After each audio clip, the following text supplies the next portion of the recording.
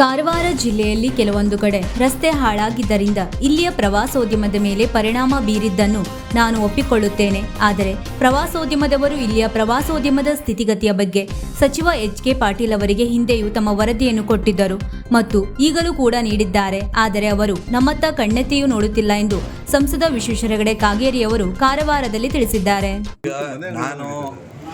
ನಾನು ನಮ್ಮ ಆಡಳಿತಕ್ಕೆ ಮಾನವೀಯ ಸೂಕ್ಷ್ಮ ಸ್ಪಂದನೆಗಳು ಇಲ್ಲ ಅಂದರೆ ಭಾಳ ಮೆಕ್ಯಾನಿಕಲ್ಲಾಗಿ ಆಡಳಿತಗಳು ನಡೆಯುತ್ತೆ, ತಾಂತ್ರಿಕವಾಗಿ ಆಡಳಿತಗಳು ನಡೆಯುತ್ತೆ.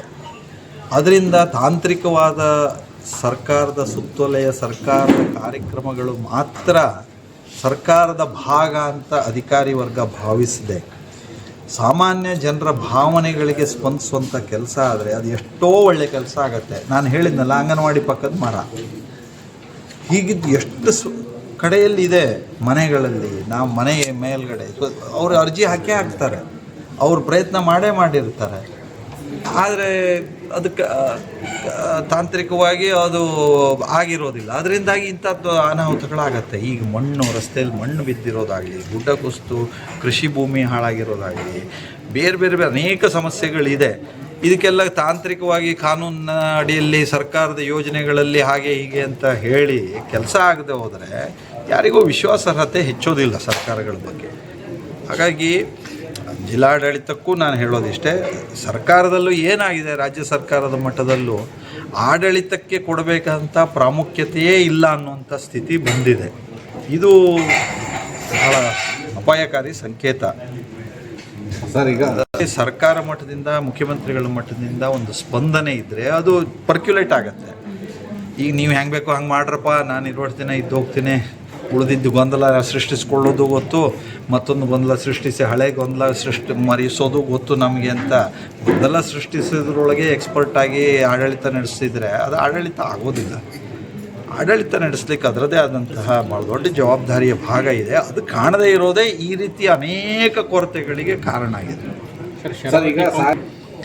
ಈಗ ಎಲ್ಲಾದರೂ ರಸ್ತೆಗಳ ಬಗ್ಗೆ ಓವರಾಲ್ ನಾನು ಏನು ಹೇಳಬೇಕು ಅದು ನಿಮ್ಮ ಎದುರುಗಡೆಗೆಲ್ಲ ಹೇಳಿದ್ದೇನೆ. ಇದೇ ಸಮಸ್ಯೆ ಇದೆ, ಅದನ್ನು ನಾನು ಒಪ್ಕೊಂಡಿದ್ದೀನಿ. ಮತ್ತು ಆ ಸಮಸ್ಯೆ ಬಗೆಹರಿಸೋದಕ್ಕೆ ಅಧಿಕಾರಿಗಳಿಗೆ ಸ್ಪಷ್ಟ ಸೂಚನೆಗಳನ್ನು, ನಿರ್ದೇಶನಗಳನ್ನು ನಾನು ಕೊಟ್ಟಿದ್ದೀನಿ. ಇದರಿಂದಾಗಿ ಜಿಲ್ಲೆಗೆ ತೊಂದರೆ ಆಗ್ತಾಯಿದೆ, ನಿಶ್ಚಿತವಾಗಿ ತೊಂದರೆ ಆಗ್ತಾಯಿದೆ. ಈ ಫಾಲ್ಸ್ಗಳನ್ನೆಲ್ಲ ಬಂದ್ ಮಾಡಿ ನಮಗೆ ಪ್ರವಾಸಿಗರೇ ಬರದೆ ಹೋಗುವಂಗೆ ಆಗ್ಬಿಟ್ರೆ ಇವ್ರು ಇನ್ನು ಜೋಗನೂ ಯಾವಾಗ ಬಂದ್ ಮಾಡ್ತಾರೋ ನೋಡ್ತಿದ್ದೀನಿ ನಾನು. ಆಯಿತು, ಮುನ್ನೆಚ್ಚರಿಕೆ ವಹಿಸ್ಕೊಳ್ಳೋದಕ್ಕೆ ಏನು ವಹಿಸ್ಕೊಳ್ಬೇಕು, ಎಚ್ಚರಿಕೆ ಬೇಕು, ಅದಕ್ಕೆಲ್ಲ ಹೇಳಿ. ಪ್ರವಾಸೋದ್ಯಮ ಸಮಿತಿಯವರು ವರದಿ ಕೊಟ್ಟರು ಎಚ್.ಕೆ. ಪಾಟೀಲ್ಗೆ. ಹಿಂದೆ ಮಂತ್ರಿ ಆದಾಗಲೂ ಕೊಟ್ಟರು, ಈಗಲೂ ಕೊಟ್ಟರು. ಅವರು ನಮ್ಮ ಕಡೆಗೆ ಕಣ್ಣು ಬಿಟ್ಟು ನೋಡೋದಿಲ್ಲ. ಹೀಗಾದರೆ ಜಿಲ್ಲೆಯ ಪ್ರವಾಸೋದ್ಯಮ ಬೆಳೆಯುವುದಿಲ್ಲ. ಅಂತೂ ಇಂತೂ ವಿಮಾನೊಂದು ಉದ್ಘಾಟನೆ ಆಯ್ತಪ್ಪ ಕಾರವಾರದಲ್ಲಿ, ಆಯಿತು. ಅಂದರೆ ಮಾಡೋ ಕೆಲಸದಲ್ಲಿ ಒಂದು ತ್ವರಿತಗತಿಯಲ್ಲಿ ಮಾಡಬೇಕು, ಪ್ರವಾಸಿಗರಿಗೆ ಅನುಕೂಲ ಆಗಬೇಕು, ನಮ್ಮ ಜಿಲ್ಲೆಯ ಆರ್ಥಿಕ ಸ್ಥಿತಿಗಳು, ಯುವಕರಿಗೆ ಉದ್ಯೋಗಗಳು ಹೆಚ್ಚಾಗಬೇಕು ಅನ್ನುವಂಥ ಕಾಳಜಿಗಳು ಸರ್ಕಾರ ಮಟ್ಟದಲ್ಲಿ ಕಂಡು ಹೊರತು ಇಲ್ಲಿಯ ನಾವು ಸಮಸ್ಯೆಗಳನ್ನೇ ಎಷ್ಟೇ ಚರ್ಚೆ ಮಾಡಿದರೂ ಸರ್ಕಾರಕ್ಕೆ ಏನು ಅನ್ನಿಸ್ದೇ ಹೋದರೆ ನಾವು ಎಷ್ಟು ಹೇಳಿ ಏನು ಮಾಡೋದು? ಈಗ ಎಚ್.ಕೆ. ಪಾಟೀಲ್ ಪ್ರವಾಸೋದ್ಯಮಕ್ಕೆ ಏನು ಕಡಿಮೆ ವರದಿ ಮಾಡಿದಾರೋ, ಕಡಿಮೆ ಅಧ್ಯಯನ ಮಾಡಿದಾರೋ ನಮ್ಮ ಜಿಲ್ಲೆ ಬಗ್ಗೆ? ಅವರೇ ನಮ್ಮ ಜಿಲ್ಲೆ ಪ್ರತಿನಿಧಿ, ಅವರ ಅಪ್ಪ ನಮ್ಮ ಜಿಲ್ಲೆ ಪ್ರತಿನಿಧಿ. ನಮ್ಮ ಜಿಲ್ಲೆಯ ಸಾಕಷ್ಟು ದೊಡ್ಡ ದೊಡ್ಡ ಯೋಜನೆಗಳ ಮೂಲಕ ಅನೇಕ ತ್ಯಾಗಗಳನ್ನು ಮಾಡಿದೆ. ನಾನು ಒಂದೊಂದೇ ಹೇಳಲಿಕ್ಕೆ ಹೋಗೋದಿಲ್ಲ. ಸುಪಾದ್ಯಮದಿಂದ ಹಿಡಿದು ಮುಂದೆ ಇಲ್ಲಿ ಈಗ ಶರಾವತಿ ಟೇಲರೀಸ್ ತನಕ ಎಷ್ಟು ವಿದ್ಯುತ್ ಘಟಕಗಳಾಗಿದೆ, ಎಷ್ಟು ಉತ್ಪಾದನೆ ಮಾಡ್ತಿದ್ದೀವಿ ನಾವು. ರೈಲ್ವೆ ಹಳಿಗೆ ಇಡೀ ದೇಶಕ್ಕೆಲ್ಲ ಇಲ್ಲಿಂದ ಟಿಂಬರ್ ಹೆಂಗೆ ಸಪ್ಲೈ ಮಾಡಿದ್ದೀವಿ. ನಮ್ದು ಏನೇನು ಆದಾಯ ನಮ್ಮಿಂದ, ಫಾರೆಸ್ಟಿಂದ ಇರಲಿ, GSTಯಿಂದ ಇರಲಿ, ನಮ್ಮ ತ್ಯಾಗದಿಂದ ಇರಲಿ, ವಿದ್ಯುತ್ ಉತ್ಪಾದನೆಯಲ್ಲಿ ಇರಲಿ, ಏನೇನು ಆಗಿದೆ ಸೀಬೋರ್ಡು ಕೈಗಾದಿಂದ ಹಿಡಿದು ನೋಡ್ತಿದ್ದೀವಿ. ಆದರೆ ನಮ್ಮ ಜಿಲ್ಲೆಯ ಜನರ ನಿರೀಕ್ಷೆಯಂತೆ ಯಾವುದೇ ರೀತಿಯ ಹೆಚ್ಚಿನ ಅನುದಾನಗಳು ನಮ್ಮ ಜಿಲ್ಲೆಗೆ ಯಾವುದೂ ಬರಲಿಲ್ಲ. ರೆಗ್ಯುಲರ್ ಬರೋದು ಬರ್ತಾ ಇದೆ, ಆದರೆ ಇಲ್ಲಿ ತ್ಯಾಗ ನಡೀತಾನೇ ಇದೆ.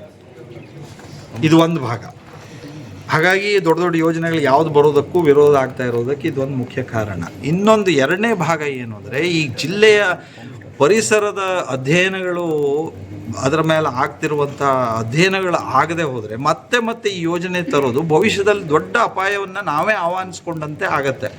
ಈಗಾಗಲೇ ಸಾಕಷ್ಟು ಯೋಜನೆಗಳು ಬಂದು ನಾವು ಈಗಾಗಲೇ ಓವರ್ಲೋಡ್ ಆಗಿದ್ದೀವಿ ಅನ್ನೋ ಭಾವನೆ ಇದೆ ನಮ್ಮೆಲ್ಲರಲ್ಲಿ. ವೈಜ್ಞಾನಿಕವಾಗಿ ಒಂದು ಅಧ್ಯಯನ ಆಗಿದೆ. ಈ ಅಧ್ಯಯನವನ್ನು, ಇದಕ್ಕೆ ಬೇಕಾಗಿರೋ ಇನಿಷಿಯೇಟಿವನ್ನು ರಾಜ್ಯ ಸರ್ಕಾರ ತಗೊಳ್ಳಿ, ಆಮೇಲೆ ಈ ರೀತಿ ಯೋಜನೆ ಬರಲಿ. ಇದಕ್ಕೆ ಈ ಕೆಲವು ಮೊಂಡು ವಾದ ಮಾಡುವಂಥ ಕೆಲವು ಪ್ರವೃತ್ತಿಗಳನ್ನ ನೋಡ್ತಿದ್ದೀನಿ. ಇದು ಶರಾವತಿ ಪಂಪ್ ಸ್ಟೋರೇಜ್ ಶುದ್ಧ ರಾಜ್ಯ ಸರ್ಕಾರದ ಯೋಜನೆ, ಇದು ಕೇಂದ್ರ ಸರ್ಕಾರದ್ದು ಅಂತ ಹೋದವ್ರ ಹತ್ರ ಎಲ್ಲ ಮಾತಾಡಿದರೆ ಇಷ್ಟೆಲ್ಲ ಜವಾಬ್ದಾರಿಯುತ ಸ್ಥಾನದಲ್ಲಿರೋರು ಹೀಗೆಲ್ಲ ಹೇಳಬಾರ್ದು. ಎರಡನೇದು, ಹಿಂದೆಲ್ಲ ನೀವು ಅವರೆಲ್ಲ ಏನೂ ಮಾಡಿದೆ, ಅರೆ ಹಿಂದೆಲ್ಲ ನಾವು ಹಿಂಗಿದ್ದೆಲ್ಲ ಮಾಡೋ ಪರಿಸ್ಥಿತಿನೇ ತಂದ್ಕೊಳ್ಳಿಲ್ಲಾಗಿತ್ತು. ನಾವೆಲ್ಲ ನಮ್ಮ ಜಿಲ್ಲೆಯ ಜನರ ಹಿತಕ್ಕೆ, ಸ್ಪಂದನೆಗೆ ಏನು ಬೇಕೋ ಹಾಗಿದ್ದೇ ಮಾಡ್ತಿದ್ದಾಗಿತ್ತು. ಈ ರೀತಿ ಬೇಜವಾಬ್ದಾರಿತನದ ನಡವಳಿಕೆಗಳು, ಹೇಳಿಕೆಗಳು ಇವೆಲ್ಲ ನಮ್ಮ ಜಿಲ್ಲೆಯ ಜನರ ಭಾವನೆಗಳನ್ನು ಅಗೌರವಿಸ್ತಾ ಇದೆ, ಧಕ್ಕೆ ತರ್ತಾ ಇದೆ. ಅದಕ್ಕೆ ಹಾಗಾಗಿ ಜಿಲ್ಲೆಯ ಸಮಗ್ರ ಅಧ್ಯಯನಕ್ಕೆ ಬೇಕಾದಂಥ ಇನಿಷಿಯೇಟಿವ್ ತಗೊಳ್ಳಿ, ಆಮೇಲೆ ಈ ರೀತಿ ಯೋಜನೆಗಳ ಬಗ್ಗೆ ಮಾತಾಡಲಿ ಅಂತ ಶರಾವತಿ ಪಂಪ್ ಸ್ಟೋರೇಜ್ ಬಗ್ಗೆ ಹೇಳ್ತಾ ಇದ್ದೆ. ವೀಕ್ಷಕ ಮಹಾಪ್ರಭುಗಳೇ, ನಮ್ಮ ಚಾನಲ್ ಅನ್ನು ಸಬ್ಸ್ಕ್ರೈಬ್ ಮಾಡಿ, ಶೇರ್ ಮಾಡಿ, ಪ್ರೋತ್ಸಾಹಿಸಿ.